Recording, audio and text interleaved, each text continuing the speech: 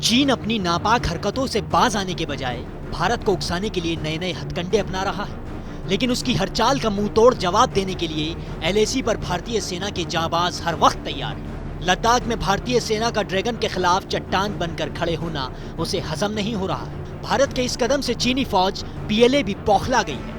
इस बौखलाहट में उसने भारत पर दबाव बनाने के लिए ताइवान वाली चाल चलते हुए पिछले कुछ समय से खतरनाक तरीके से एलएसी पर अपने लड़ाकू विमानों को भेजना शुरू कर दिया है। जब एलएसी के 10 किलोमीटर के इलाके में नो फ्लाई जोन है, इस हरकत के बाद ही भारत भी ड्रैगन को मुंहतोड़ जवाब देने के लिए एलएसी पर S-400 मिसाइल डिफेंस सिस्टम की तैनाती करने जा रहा है। इससे पहले भारत ने पाकिस्तान और चीन दोनों से ही होने वाले खतरों से निपटने के लिए नॉर्थ वेस्ट बॉर्डर पर S-400 सिस्टम को तैनात किया था।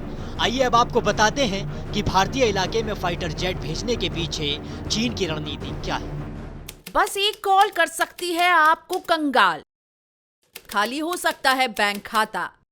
कैसे? देखिए मेरे साथ, जागते रहो सिर्फ मनी 9 पर। अभी डाउनलोड करें।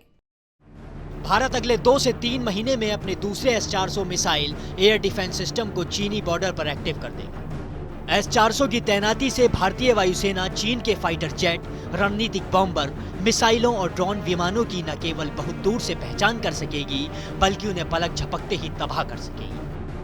भारत ने चीन से निपटने के लिए जहां सैन्य तैयारियां भी अच्छी तरह से की हैं, वहीं भारत और चीन की सीमा पर रोड इंफ्रास्ट्रक्चर भी दुरुस्त किया है। सूत्रों के मुताबिक दूसरे S-400 स्क्वाड्रन की जहाजों और विमानों के जरिए डिलीवरी रूस से चल रही है। यूक्रेन युद्ध शुरू होने के बाद पहली बार S-400 सिस्टम की दूसरी खेप आ रही है।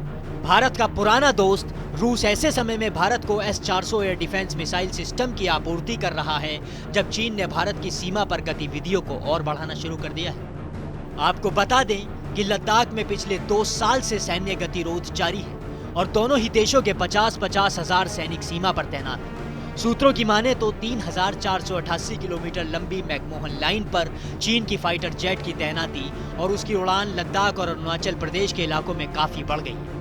आखिर चीन ऐसा क्यों कर रहा है, तो इसे ऐसे समझिए। सैन्य एक्सपर्ट्स के मुताबिक चीन जापान और ताइवान के खिलाफ जो रणनीति अपनाता है, वही अब भारत के खिलाफ डोकलाम और लद्दाख में अपनाने लगा है। चीन ने भारत के S-400 एयर डिफेंस सिस्टम लगाए जाने के बाद अब ये नीति अपनानी शुरू कर दी है।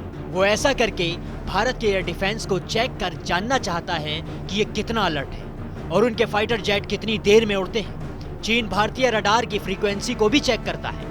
चीन के इलेक्ट्रॉनिक जासूसी से लैस विमान भी साथ में उड़ते हैं। इससे उनको आपकी राय और आपके एक्शन के बारे में पता चलता है। चीन की चाल है कि भारत के एयर डिफेंस सिस्टम को देखने वाले थक जाएं। अब भविष्य में भारत क्या कदम उठाता है, ये तो वक्त के साथ ही पता चलेगा, लेकिन तब तक के लिए आप इस खबर पर हमारे साथ अपनी राय जरूर साझा करें और ये वीडियो अगर आपको अच्छी लगी हो तो इसे शेयर करना बिल्कुल ना भूलें। बाकी देश और दुनिया की तमाम बड़ी खबरों के लिए देखते रहें TV9 डिजिटल।